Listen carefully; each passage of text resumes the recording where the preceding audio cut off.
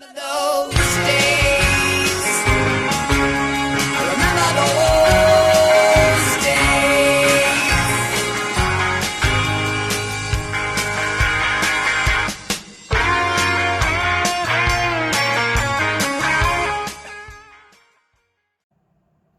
Hello, vinyl community. This is Tommy, and welcome to another musical adventure. Today is January 15th, 2023. Now, January 15th is a significant date because in 1994, this is the day we lost Harry Nilsson. Now, what I wanted to do and sort of honor Harry, because I am a huge Harry Nilsson fan, was give a little bit of a primer. I was just going to run through my vinyl Harry Nilsson collection, and hopefully for those of you who don't know Harry, maybe this will help. I'm just going to say a few words about each release, hopefully not to make the video go too long, but to kind of give you an idea about Harry's career. Now, Harry Nilsson, I think, was sort of catapulted into I won't say fame necessarily, but in 1968, famously, John Lennon and Paul McCartney were doing a press conference and were asked who their favorite American artists were, and they both said Nilsson. And we're going to go through that a little bit as we go through the discography, a little bit of the history. By the early 80s, after John Lennon was killed, and John and Harry were very good friends. Famously, the lost weekend of John Lennon when he was separated from Yoko Ono in the mid-70s, Harry was his drinking buddy. And we'll talk a little bit about that as we get into the video. But when John was killed in 1980, Harry's music career sort of tapered off. His commercial success had sort of begun to flounder a little bit. And so Harry kind of went into semi-retirement. He took up gun control as a cause and spent a lot of his later years doing that. Now, he did do some music later on. And again, we'll talk about that. He scored a couple of movies, particularly working with Terry Gilliam, The Fisher King. He was involved with that. But we're going to run through Harry's discography and kind of see what we can see. Okay, and we're just going to go in the order that I have them in. So I'm just going to say a few words briefly about each one. And so I'm not going to go into great detail, but the first one I've got in here is called Spotlight on Nilsson. Now, this really isn't Harry's first real album. This is on the Tower label. This was an early release, and it featured a few songs, some by Harry, some not. But it's sort of not really regarded as Harry's first album so much. But it does have, funny enough, Good Times, which later was finished off as a duet with Mickey Dolenz, and on the Monkees album, Good Times. Harry Nilsson was a friend of the Monkees, and we'll talk a little bit about that. But the first real Harry Nilsson album came out in 1967. It's called Pandemonium Shadow Show. Now, this is a later pressing. It's the RCA label. This came out in 67. Harry was working with the arranger George Tipton, which I think was a really good, a good sort of collaboration for Harry. Harry had a really sweet voice, very rubber band, what I call rubber band vocals, had incredible range, and his voice could just do all kinds of crazy things. And these things are sort of whimsical, these early albums, especially the ones he did with Tipton. And so they're quite fun, and it's no wonder the Beatles loved him. Now, there are a couple of Beatles connections here. There is his version of She's Leaving Home, which is a wonderful cover version. And there's also You Can't Do That, which those of you who heard it, it's sort of maybe one of the earliest mashups, if you will. He basically does a version of You Can't Do That, but he throws in all kinds of other Beatles songs and titles in there. Monkees fans would know the song Cuddly Toy. This has his version of that. And also Without Her, which was one of his earlier hits, not necessarily for him. That's one of the things about Harry Nilsson, is that Harry's two biggest hits, which we'll talk about, weren't necessarily written by Harry Nilsson. I also have this Sundazed mono later pressing. This was cut by Kevin Gray. I don't know how available this is. It's pressed on blue vinyl, but yeah, the mono version, same album. Now, the next album was called Aerial Ballet with the hype sticker there. This is the great hype sticker where it talks about how John Lennon talked about his favorite American sound. Also the hype sticker, Everybody's Talking. Now, Everybody's Talking from the movie Midnight Cowboy. was his first sort of big hit. And of course, there's the liner notes written by Derek Taylor. But Everybody's Talking is the one that everybody knows. Now, there's two pressings of this album. This is a later one because the song, Daddy's Song, another Monkey song from the Head soundtrack, is not on here on this particular pressing. Now, I had one with it on there, but I sold it to a friend. You know who you are. But this does have Everybody's Talking. Also has his version of One, which was done by Three Dog Night, a big hit for Three Dog Night. You all know that song. Mr. Richland's favorite song is one of my favorites. This album is probably a little bit better. This was released in '68, maybe a little bit better than the first one, but it's very much in the same vein as the first one. Like I said, kind of whimsical. Now, I also have, again, this is the mono Sundazed version, cut by Kevin Gray. Also, they recreated that hype sticker on there. This is on orange vinyl. But this one does have Daddy's Song on it, which is one of the reasons I sold my other copy that had it on there. Now, the next album is simply called Harry. Isn't that lovely? Nice little childhood photo of Harry. Harry is a little kid.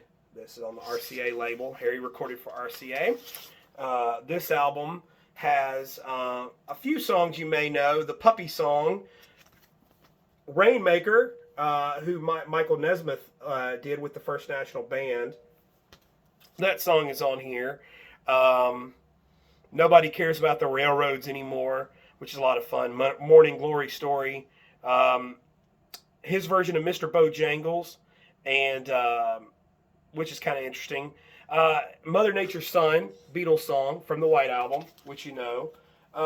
This album may be a little bit of a step back in regards to how it relates to the first two, but it's still quite a fun record, and I like it quite a bit. The next album was a cover album. This is Nilsson Sings Newman. Now, again, Monkey fans may relate to this. The recent Mickey Dolenz, where Mickey sang Michael Nesmith songs, Dolan Sings Nesmith, was sort of inspired by this.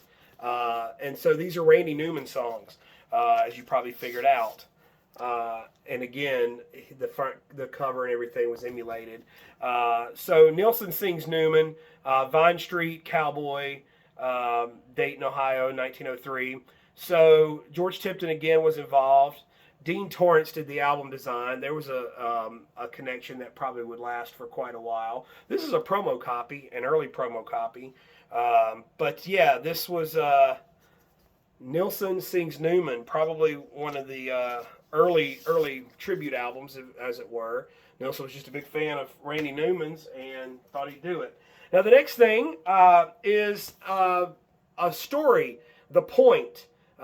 Some people have seen the animated feature with Ringo Starr. Apparently Dustin Hoffman did one of the versions. I've never seen the Dustin Hoffman version. I've only seen the Ringo version.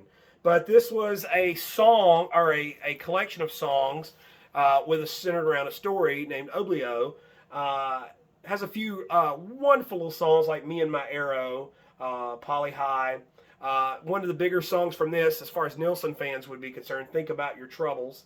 And Lifeline, which is a really nice song. But there's narration in between. It tells the story of Oblio. And there, like I said, there's a movie that was later done. And I think they did a Broadway version. Again, Monkeys connection. Mickey Dolenz and Davy Jones were involved in that.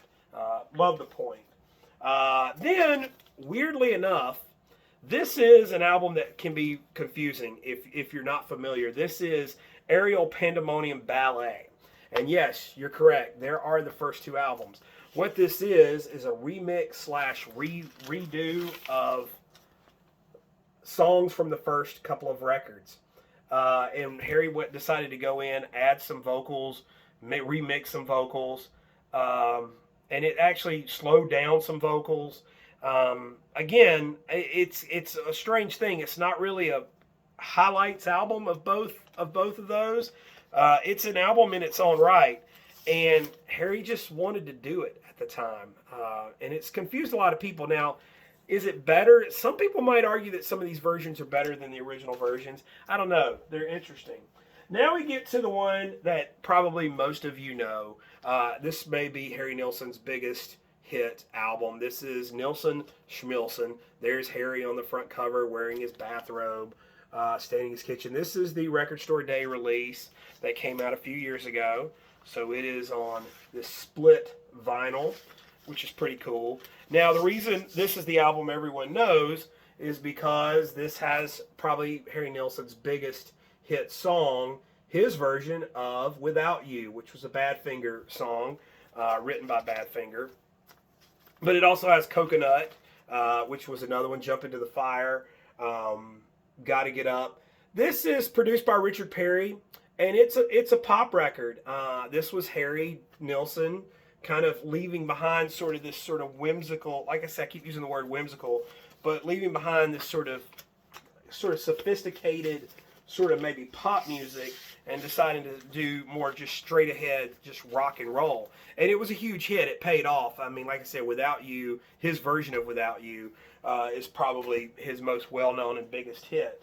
Of course, he followed that up with probably one of my favorites, Son of Schmilsson. Son of Schmilsson is really, in true form, it's a sequel. It's a sequel to Schmilsson, and this one is, to me, it kind of goes a lot further, if I can get this back in here, which I'm trying to do. Get all the stuff out of here so I can show it to you. It came with a poster. I'm not going to unfold the poster, but I just want to show you the back of the album. But not as successful as Nilsson Schmilsson, but to me, it's just it's everything I love about Harry. It's sort of the sense of humor, a lot of the fun stuff like the Lottery song, which I just think is just a lovely song. Turn on your radio. You're Breaking My Heart, which I won't go into detail about that one, but those of you who know. But Take 54, which are just hilariously funny songs. And again, Harry is dressed like a vampire on the front cover, which is quite interesting because, you know, he's playing into the whole monster thing, Son of Schmilsson, Son of Dracula, those things, which is going to come up in a little bit. Then he did probably something that everyone does now, a little touch of Schmilsson in the night. Harry teamed up and decided to do a standards album. And like I said, everyone does standards nowadays, but it was kind of an anomaly at that point. This was in early 1973, and it's him doing stuff like As Time Goes By, Making Whoopee, It Had to Be You, Lullaby and Ragtime. This was Harry doing standards. And like I said, this is sort of a standard thing now, if you will. But at the time, it was an anomaly. Everyone sort of has rebooted their careers, starting with Willie Nelson with Stardust, and of course now in the last 20 years or so, it's become just an everyday thing to do a standards album. But Harry did one quite early on, which is nice because his voice really fit that. I'll show you the gatefold there. His voice really was fit for that, and so that was the whole idea. Gordon Jenkins was the arranger and who worked on this album, and it's a little schmaltzy. I love Harry's voice. Harry's one of those singers that can sing the songbook, and I would still love it. But you know, it's not like it's groundbreaking or that there's anything really new here. It's just really for people that want to enjoy listening to Harry Nilsson sing standards. Excuse me. It's not an album that I go to quite frequently, but I do enjoy it. So here we go. The next album is a soundtrack to a movie, The Son of Dracula, which those of you who have seen this movie, I have. It's quite interesting. It was a movie with Harry Nilsson and Ringo Starr. Harry plays a character named Countdown. This is on the Rapple label. Countdown, and Countdown is the son of Dracula. He's going to take over the underworld. It's truly like one of those 70s, like, just messes. And what it is, there's a few new songs on here, specifically Daybreak, which is a pretty cool song. But it also has a few things like Moonbeam and I believe Without You is on here too that were in the movie. The album came with a iron-on transfer. I'm not going to pull it out, but I do have the one with that on it. The next one, now we're talking about the John Lennon period. This is Pussycats. This was produced by a collaboration with between Harry and John Lennon. Famously, John and Harry were sort of drinking partners during this period. And this is a Record Store Day release that came out on Record Store Day. And like I said, I'm not pulling all of these out. But, yeah, this album's a bit of a mess. Harry and John, like I said, I think they're really known more for their drinking exploits. But famously, this is an album that, while it was being recorded, Harry ruptured a vocal cord. And in doing so, it tore that sort of beautiful, sweet voice that he had. And you can hear it on this album. There's things where like his voice is real raspy and struggling. But he was afraid that John Lennon would pull out of the sessions if he knew it. So it's really a sad story where Harry's like spitting up blood, and John's just having him scream these vocals out. Like I said, a bit of a mess. And this is where Harry's career kind of starts to take a dive. The hits had kind of dried up, and the label kind of stopped caring as much. And so the next few albums are sort of a reflection of that. Not that they're bad albums. This is Do It On Monday. Ringo fans are aware of the phrase. It's on the first Ringo album. This came out in 1975. Van Dyke Parks was the music supervisor on this album. This was the first album I think that Harry actually produced himself. And it's a party record. I mean, it's one of those that's got Ringo, Jesse Ed Davis. Harry was famously one of the original Hollywood vampires with Keith Moon and Mickey Dolenz, Alice Cooper. Harry was in that club, which was basically, from what I understand, a drinking club. Like I said, these albums, they're consistent. They're not fantastic. This is Sandman.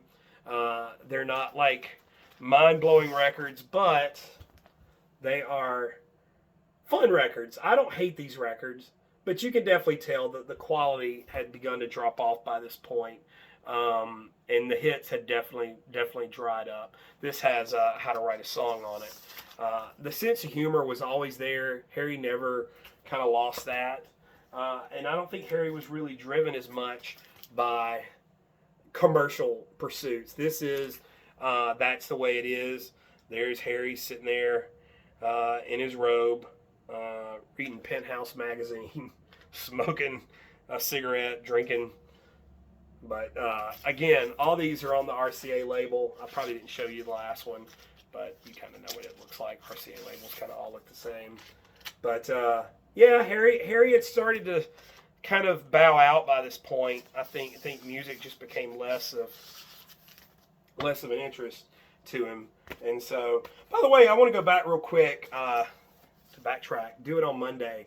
The original title of this was supposedly God's Greatest Hits. Harry, RCA did not like that title. And so he changed it to Do It On Monday. This is called Nilsson. Again, these records, not terrible records, but they're not great records either. Like I said, every one of these albums have things worth hearing on it. And me, as a fan of Harry, I like them all. I don't hate any of these albums. They're consistently okay. This is Nilsson's Greatest Hits. There's been a few hits compilations. This is one of the first ones. But yeah, this is where you could tell that they're starting to cash in a little bit. This one came out in '78, but it's got Everybody's Talking, Me and My Arrow, Jump Into the Fire. It's got a lot of those early Without You, of course. And for some, that's all the Harry Nilsson they want. They don't want to wade into those sort of, long, big albums. And so this is where Harry kind of starts to end for most folks. This is a collection of stuff. There was a box set that came out a few years ago, and this was a Record Store Day release called Nilsson Rarities. And this featured different mixes and different things for songs. The demo for Coconut, him doing a Stephen Sondheim song, some outtakes, alternate versions, his version of Isolation by John Lennon. So, again, good for the completist. Harry also did the soundtrack to the movie Popeye, the Robin Williams movie. So this is a Record Store Day release that came out featuring his demos for Popeye. So if you've seen that movie, he and Van Dyke Parks, and Van Dyke is actually in the movie, but this is Harry sort of doing those versions. And it's a sweet, sweet album. And then just a couple of years ago, this posthumous came out, posthumous release. This is called Lost and Found, and this was finished off by Mark Hudson. Harry was working on an album toward the end of his life, and this is that album finally released. Now this is on beautiful white vinyl, and it's a nice album. Again, it's not quite the sort of, blow your ears off kind of thing, but it's got Yo Dodger Blue, his anthem to the LA Dodgers, High Heel Sneakers, Rescue Boy medley, and so Animal Farm, some stuff he had been working on that had been kind of bootlegged for a long time, but Mark Hudson went in and finished these things off and made it a complete album, and that's the album that was completed. Now there's a lot of other things that he did the soundtrack to Skidoo. So there's a few other Harry Nilsson. And there's also a final album that came out that I don't think was ever even released in America, but it came out in England that I don't have. It's the only Harry Nilsson album that I don't have, and it has Eric Idle on it, kind of all people. But it was sort of like I said, by the early '80s, Harry had begun to bow out of music and kind of started to do more activism and that sort of thing. He made an appearance at one of the early Beatles Fest. So he's a friend of the Beatles, friend of the Monkees, obviously. The Monkees did a couple of those songs, as we discussed. But just a great artist, really worth your time. Every one of those albums are albums that I think you're going to find some enjoyment in. I don't think there's any one of them where I've listened to it and go, I just can't listen to that. Except maybe that Spotlight album that's really unnecessary. But most of the Harry Nilsson albums have something to say. So this video is going on a little while, so I want to go ahead and cut it off. But Harry Nilsson, we miss you. Comment down below, what do you think about Harry? Like I said, sorry I didn't go into more detail on some of that. Or go into a lot on some of that stuff. But if I had to pick a Harry Nilsson album for anyone to start with, maybe Schmilson, or the second album, Aerial Ballet, depending on kind of where your tastes lean. Those are two good starting points. And from there, kind of go out. That last run of albums after Pussycats, like I said, I don't know that you would get any of those albums and just sort of become a fan. But I think if you are a fan of Harry's, there are albums that would be of interest to you. So I hope you like the music of Harry Nilsson. I do. I hope everybody's having a good day. Thanks for watching. Comment down below. Subscribe. You know the drill. And we'll see you next time.